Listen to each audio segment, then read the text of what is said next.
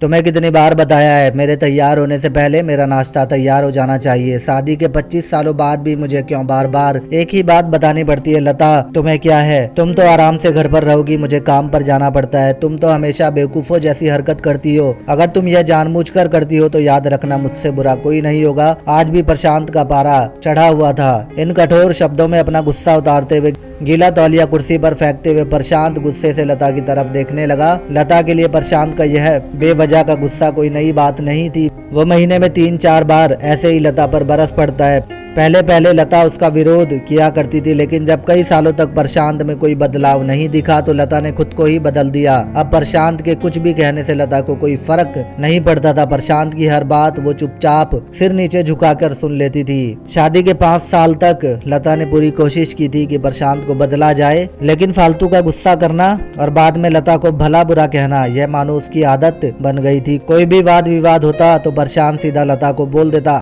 अगर तुम्हें अच्छा नहीं लगता तो क्यों नहीं चली जाती हो अपने मायके, क्यों रहती हो मेरे साथ? इतना सब कुछ होने के बावजूद लता प्रशांत के साथ रहती थी, क्योंकि उसे अपनी बेटी की फिक्र थी। और वह जाती भी तो कहाँ, अपने बूढ़े हो चुके माँ बाप को इस उम्र में परेशान करना वह नहीं चाहती थी। समाज और लोग क्या कहेंगे, यह भी तो उसको देखना था। वो इतनी पढ़ी लिखी भी तो नहीं थी कि खुद जाकर कोई नौकरी कर सके और अपना और अपनी बेटी का पालन पोषण कर सके। लता को अब अपनी फिक्र नहीं थी, उसको फिक्र थी तो बस अपनी शादी लायक हो रही बेटी की। लता नहीं चाहती थी कि पति पत्नी के झगड़े की वजह से काव्या डिस्टर्ब हो। काव्या की पढ़ाई अब पूरी हो चुकी थी, उसके लिए शादी के रिश्ते आने लगे थे। कई रिश्तों को काव्या ठुकरा चुकी थी। 2-3 महीने बाद एक अच्छा रिश्ता आया। रिश्तेदारों और पहचान के लोगों ने भी लड़के के बहुत गुणगान किए।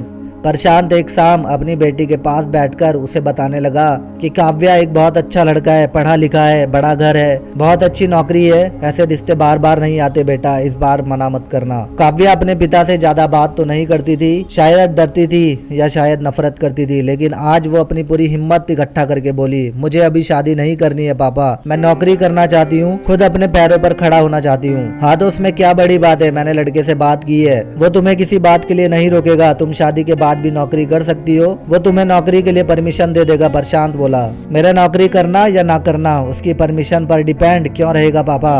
काव्या ने पूछा। मैं कह रहा हूँ ना, तुम्हें किसी भी चीज की कमी नहीं होगी वहाँ। ऐसे रिश्ते बार बार नहीं आते, इसे ठुकरा मत, बहुत खुश रहोगी तुम वहाँ। प्रशांत बोला, पापा क्या मैं उतनी ही खुश रहूंगी जितनी मम्मी इस घर में खुश है? काव्या ने तंज कसते हुए कहा। आज तुम्हारी जबान कुछ ज्यादा नहीं चल रही? प्रशांत गुस्से से आंखें बड़ी करते हुए बोला, पापा मुझे शादी ही नहीं करनी है, क्योंकि शादी के बाद अगर वह लड़का आपके जैसा निकला तो मैं क्या करूंगी? मुझे आपके जैसा जीवन साथी नहीं चाहिए जो बिना बात के मुझ पर हमेशा चिल्लाए।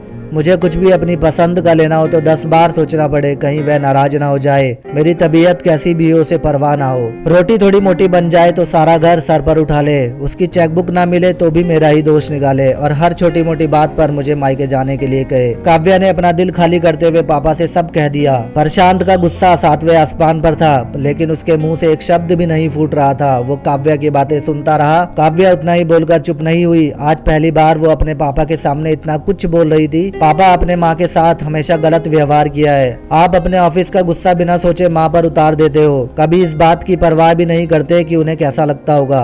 आपकी बातें सुन सुनकर माँ ने अपना स्वाभिमान तक खो दिया। प्रशांत आज पहली बार अपने किए बर्ताव को महसूस कर पा रहा था। वो इतना ही बोल पाया, जो तुम्हारा मन हो वो करो, मैं इतना बुरा हूँ ना? काव्या ने प्रशांत का हाथ पकड़ा और बोली, पापा मुझे सिर्फ एक सवाल का जवाब दे दो, क्या आप चाहोगे कि मेरा पति आपके जैसा हो? अगर आपका जवाब हाँ है तो कर दीजिए मेरा रिश्ता आज ही, और ना है तो मुझे आत्मनिर्भर बनने दीजिए। प्रशांत कुछ भी ना बोल पाया और वहाँ से चुपचाप बाहर चला गया। आज उसे लता के सामने जाने में शर्म आ रही थी। चलते चलते उसकी आंखों में आंसू बह रहे थे। प्रशांत ने आज से अपने आप को बदलने का निश्चय किया। अगले दिन से लता ने अपने पति में काफी बदलाव देखा। वह सोचने लगी कि जो हिम्मत आज काव्या ने दिखाई है, अगर वो हिम्मत मैंने कुछ साल पहले दिखा दी होती तो आज शायद परिस्थिति कुछ और होती। अब काव्या पढ़ लिख कर एक अच्छी नौकरी करने लगी थी और 3 साल बाद उसके लिए एक अच्छा रिश्ता आया। और उसकी विदाई पर प्रशांत बोला, बेटा तू हमेशा खुश रहेगी, क्योंकि तेरा पति तेरे बाप जैसा नहीं है। प्रशांत की ये बात सुनकर लता और काव्या की आंखों में आंसू बहने लगे। दोस्तों, हमारे समाज में औरत को भले ही देवी का दर्जा दिया जाता है, लेकिन वह स्वतंत्रता